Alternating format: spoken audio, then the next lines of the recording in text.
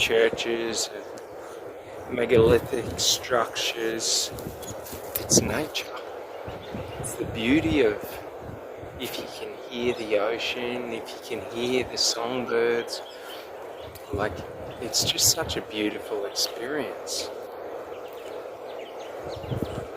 But it's also, you know, being around these plants and these trees and these animals, they're all giving off energy.